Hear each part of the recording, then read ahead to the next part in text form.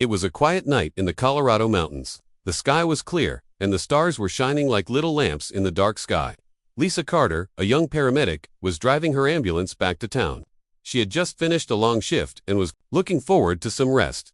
Suddenly, a bright light shot across the sky. It wasn't a shooting star. It was bigger, faster, and left a trail of fire behind it. Lisa watched in shock as it crashed into the forest just a few miles from the road. The ground shook, and she heard a loud boom. Her heart started to race. What was that? She said to herself. She grabbed her radio and called it in, but no one answered. The signal in this area was always weak. She made a quick decision and turned the ambulance towards the crash site. Lisa parked the vehicle on the side of a dirt road and grabbed her medical bag. She pushed through the thick trees, using her flashlight to guide her way. The smell of burned metal and smoke filled the air. She covered her mouth with her sleeve as she walked deeper into the forest. After a few minutes, she found the source of the crash. It wasn't a plane. It was a strange-looking pod, made of silver metal, glowing faintly. Part of it was open, and smoke was rising from the inside. Lisa stepped closer, unsure of what she would find. Then she saw him. Lying half out of the pod was a figure. He was tall and thin, wearing a dark uniform that was torn and burned. His skin was smooth and slightly blue, and his blood, which was dripping from a wound on his side, was silver. His eyes were closed, and his breathing was shallow. Lisa's breath caught in her throat.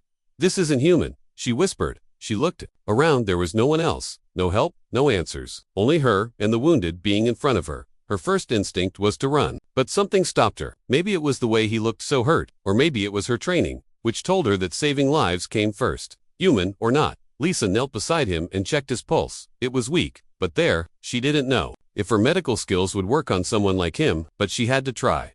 She pulled out a bandage and pressed it against the wound. The being stirred and opened his eyes. They were bright, silver, and full of confusion. He tried to sit up, but Lisa gently pushed him down. "You're hurt," she said softly. "Don't move. I'm going to help you." He looked at her, confused and scared. He spoke something in a language she didn't understand. Lisa shook her head. "I don't understand you," she said, "but I'm not going to hurt you." He closed his eyes again, too weak to argue. Lisa knew she couldn't leave him here. If someone else found him, they might kill him, or the government might take him away. She didn't know what would happen, but it wouldn't be good. She made another quick decision. She ran back to her ambulance, grabbed a blanket and a stretcher, and returned to the crash site. It took all her strength, but she managed to lift the alien onto the stretcher and pull him back to the vehicle. She covered him with the blanket and started driving. Her family had an old cabin deep in the woods. It was far from town and hadn't been used in years. No one would find them there. By the time she reached the cabin, it was almost morning. The sky was turning light, and the birds had started to sing. She opened the door and quickly cleaned the dust off the old bed. Then she carried the alien inside and laid him down. She cleaned his wound with warm water and wrapped it again. He didn't wake up, but his breathing seemed a little better. Lisa sat down next to the bed and looked at him. "Who are you?" she asked softly. "Why are you here?" He didn't answer. He was still asleep. She stayed in the cabin all day, checking his wound and trying to keep him comfortable. She turned on a small radio and played soft music, hoping it would help. She also wrote a note and left it at her apartment door, telling her boss she was sick and needed a few days. That night, the alien opened his eyes again. He looked around, confused. Lisa walked over and sat beside him. "You're safe," she said. "You crashed. I found you." He blinked and tried to speak again. This time, his voice was weak but clearer. "Why? Help me." Lisa smiled. "Because you needed help. That's what we do." He stared at her, as if trying to understand. "I thought, humans hate us." Lisa shook her head. "Not all of us." He closed his eyes again. Lisa watched him sleep. She didn't know what would happen next, but she knew one thing. She couldn't turn her back on him, no matter what planet he came from. Outside, the wind moved through the trees. In the sky above, satellites turned, watching the earth below. Somewhere, far away, others were coming, but for now, in a small wooden cabin, an alien soldier slept peacefully, saved by the kindness of a stranger. And for the first time in his life, he felt something he had never felt before: hope. The next morning, Lisa woke up early. The cabin was quiet except for the soft breathing of the alien. He was still asleep. She walked outside and took a deep breath of the cold mountain air. Her mind was full of questions. Who was he? Why was he here? Was he alone? She went back inside and made some oatmeal. When it was ready, she brought a bowl to the bedside. The alien opened his eyes slowly. He looked at the bowl and then at Lisa. "Food," she said gently, holding out a spoon. He didn't move at first. Then he sat up a little and took the spoon from her. His hand shook, but he managed to take a bite. He chewed slowly, then nodded. "Good," he said. Lisa smiled. "You can speak English a little," he said. "Learn from signals." She sat down beside him. What's your name? He looked down thinking. Kale. I'm Lisa. You crashed last night. I found you. Kale looked around the cabin. Why help me? I was enemy. Lisa shook her head. You were hurt. I don't care where you came from, I just didn't want you to die. Kale stared at her. His eyes were still tired, but something new was in them. Wonder later that day, Lisa called her brother Nate. He used to be an army medic. She trusted him. If anyone could help, it was him. Nate arrived a few hours later in an old pickup truck. He brought a bag of medical tools and groceries. Lisa met him outside. What is it, Lisa? Why the secret? You have to promise not to freak out, she said, and you can't tell anyone. You're scaring me now. Lisa led him inside. Nate stopped in shock when he saw Kale. What the hell? Is that real? Kale raised a hand weakly. Hello. Nate blinked, then looked at Lisa. You found an alien. Yes, he crashed. He was dying. I couldn't leave him. Nate walked slowly to the bed and checked Kale's wound. This isn't normal. His skin is ... thicker. And the blood ... Can you help him? I'll try. But if someone finds out, we're in trouble. They spent the day cleaning Kale's wound again and checking his temperature. Nate gave him pain medicine and fluids. Kale didn't talk much, but he watched everything. At night, Lisa and Nate sat outside on the porch. He seems calm, Nate said. Not what I expected. He's scared. He thought we were monsters. Can you blame him? If the government finds him, he'll be locked up, or worse. That's why we have to protect him.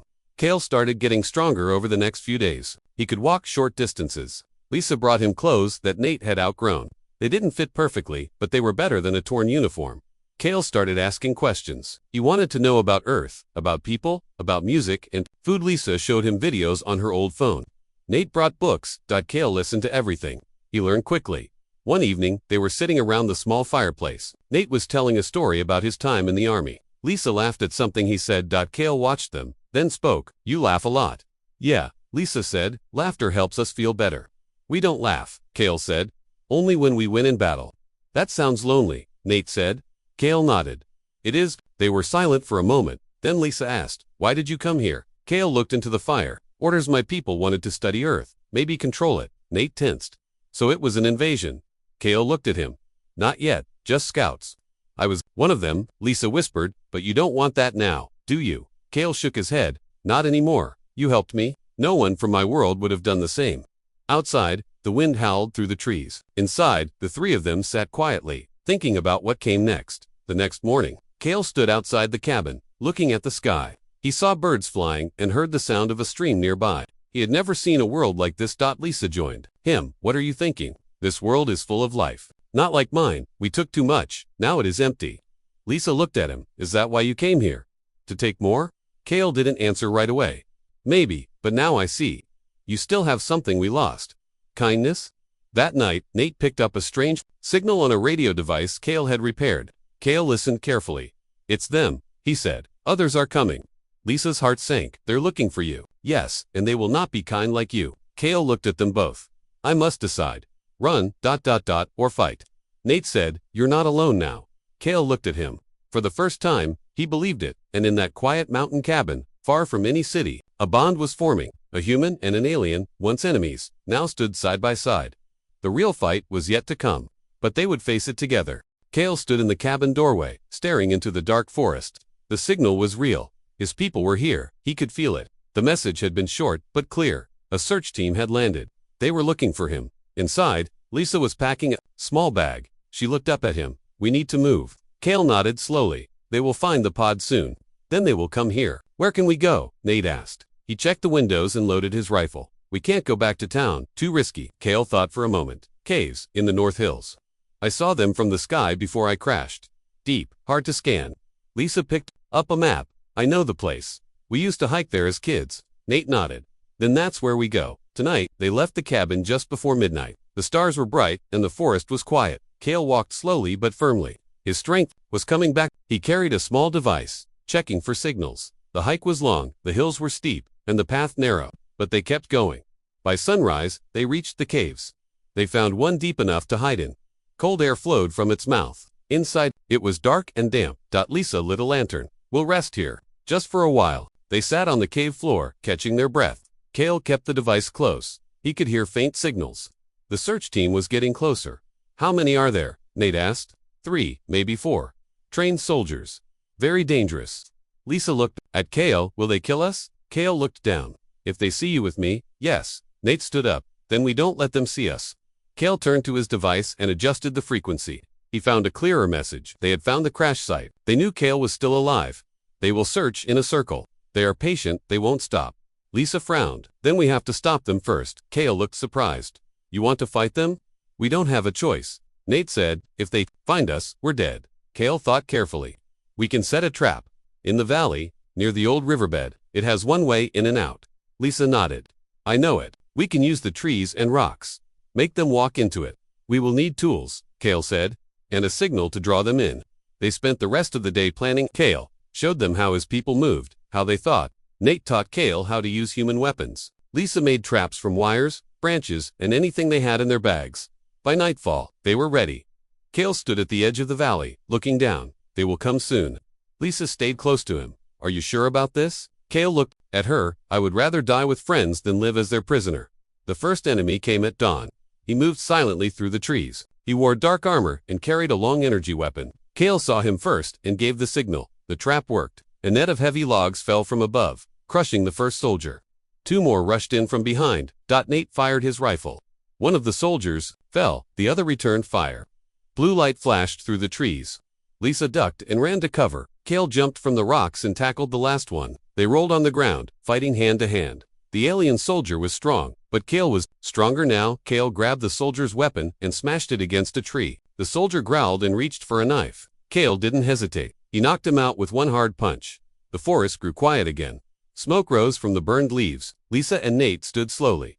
Is it over? Lisa asked. Cale listened carefully. No, one more. The leader. Suddenly, a voice echoed from behind the trees. Cale. Cale turned. A tall figure stepped into view. He wore silver armor and carried a glowing staff. You betrayed us, the leader said. You helped these weak creatures. Cale stepped forward. They saved me. They showed me mercy. You are a soldier. You forgot your duty. No, Cale said. I remembered my soul. The leader raised his staff. Then you will die with them. Before he could strike, Nate fired a shot. It hit the staff, knocking it from his hands. Cale rushed forward and tackled the leader. They fought, fists and feet flying. The leader was fast, but Cale was fighting for more than his life. He was fighting for his new family. With one final blow, Cale knocked him to the ground. You will not harm them, Cale said. The leader looked up. Beaten, they will come for you. More will come. Cale stood tall. Let them, I'm ready. They tied the leader and hid the bodies. Nate checked the area one last time. We did it, he said, for now. Cale looked at Lisa. Thank you. You gave me a second chance, she smiled. You earned it. As the sun rose higher, the 3 of them stood together in the valley. Enemies had come, but they had faced them as one. And for the first time, Cale felt he truly belonged on Earth. The valley was quiet after the fight. Cale, Lisa, and Nate were tired but safe. They had won for now, but Cale knew it was not the end. More ships would come. His people would not stop. They never did.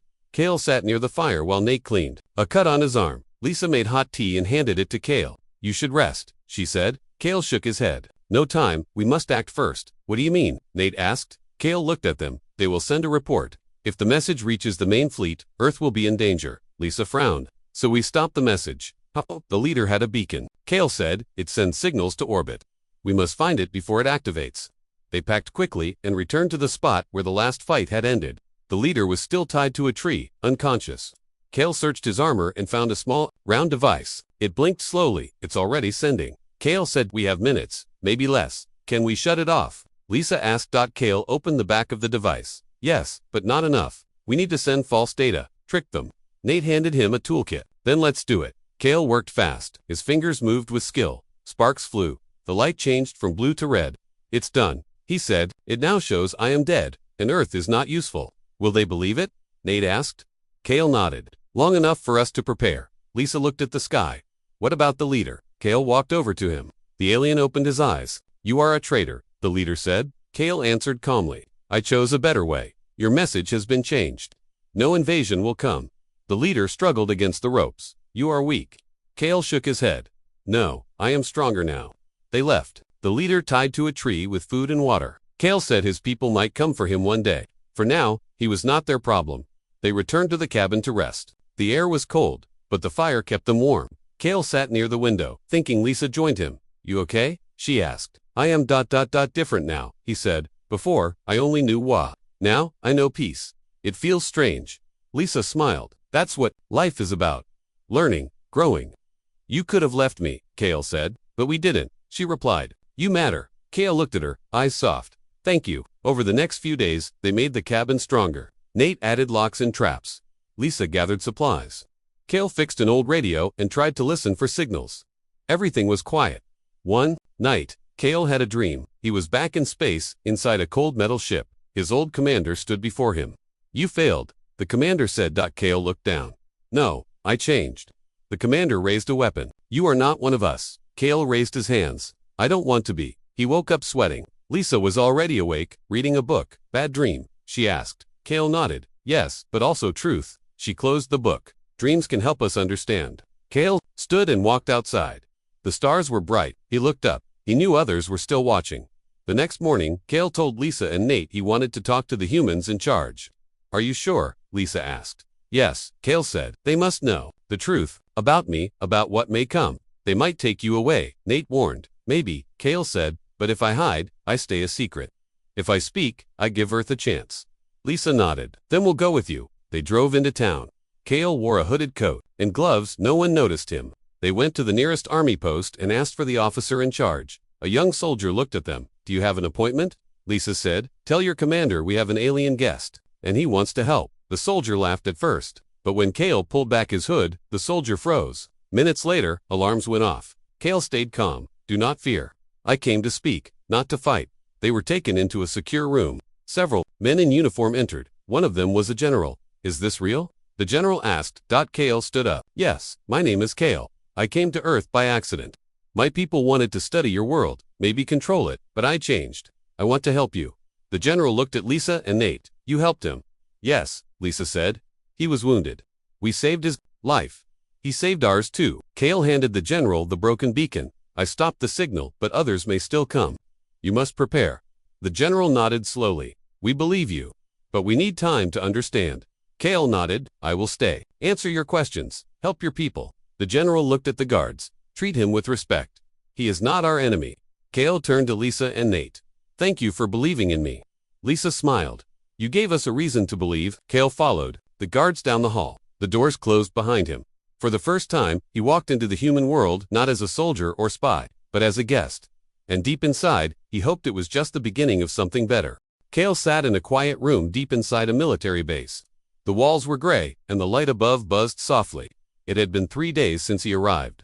Each day, he answered questions from scientists and officers. They asked about his ship, his people, and the danger Earth could face. He answered every question honestly. He told them about the fleet waiting in deep space. He told them how his leaders believed Earth was weak. He explained how they planned to return one day, stronger and more prepared. But he also told them something else. He told them about kindness, about how Lisa had saved his life, how Nate had fought beside him, how he had seen laughter, love, and trust. Your people, he said, are not weak. You are brave because you care. The officers listened. The scientists took notes. Some didn't trust him, but others began to believe. On the 4th day, the general returned. We've reviewed everything, the general said. You've helped us more than you know. Kale looked up. What will happen now? You will stay here, the general said, but not as a prisoner. We want you to help us. Be part of our defense team. Kale was quiet for a moment. I accept. I want to protect this world. That afternoon, Lisa and Nate were allowed to visit. Kale walked into the room and smiled. Lisa smiled back. You look better. I feel better, he said. Nate gave him a light punch on the arm. You're famous now. We saw you on the news. They didn't show your face, but they said an alien came to help Earth. Kale looked down. I never wanted fame, just peace. Then you came to the right place, Lisa said. They sat and talked for hours. Kale asked about the cabin. Lisa said she would keep it ready in case he could visit one day. Nate joked about building a second cabin just for aliens. Kale laughed. A real, warm laugh. It was still new to him, but it felt good. Weeks passed. Kale worked with the human military. He showed them how to read alien signals. He taught them how to shield their systems. He helped design new defenses using both human and alien technology. The team respected him. Some still watched him closely, but most now saw him as a friend. One day, he stood in a control room, watching satellite data on a big screen. A young officer came to him. There's a signal from deep space. The officer said. Kale studied it. He nodded. It's not an attack, it's a scan. They are still watching. Will they return? Kale turned to the officer. One day, but now you are ready. The officer smiled. Thanks to you. Later, Kale was invited to speak at a secret meeting with world leaders. He stood before them, calm and strong. I came to Earth as a soldier, he said, but I became something else. I became a witness. I saw what your people can do when they care for one another. He told them about the strength of unity. He warned them about the danger of hate and fear. And he offered to help keep Earth safe, not just with weapons, but with hope. When he finished, the room was silent. Then one leader stood and clapped. Others followed. Kale returned to his room that night, feeling something deep in his chest. It was not pain. It was peace. One morning, months later, Lisa and Nate came to visit again. This time, they were allowed to take Kale outside the base. They drove to a high hill with a view of the mountains. The air was fresh, and the sky was clear. Kale stood at the edge, looking out. This world, he said, is more beautiful than any I've known. Because you took the time to see it, Lisa said. Kale turned to her. You gave me that chance. Nate pointed to the trees. No enemy ships today, just birds. Kale smiled. That's how it should be. They sat together in the grass. They didn't talk much. They just enjoyed the moment. When the sun began to set, Kale stood up. I have work to do. But this place, this memory, I will carry it always. Lisa hugged him. You're part of this world now. Yes, Kale said, and I will protect it. As they drove back, Kale looked out the window. He saw people walking, children playing, lights in the distance, a world full of life. He thought of his old home, the cold ships, the silence, the orders without feeling. He had left that behind. Now he had something more, a home, a purpose, a future. And all because one human made a choice to save a life that night in the forest. Kale whispered to himself. I came to conquer, but I found something greater. Hope.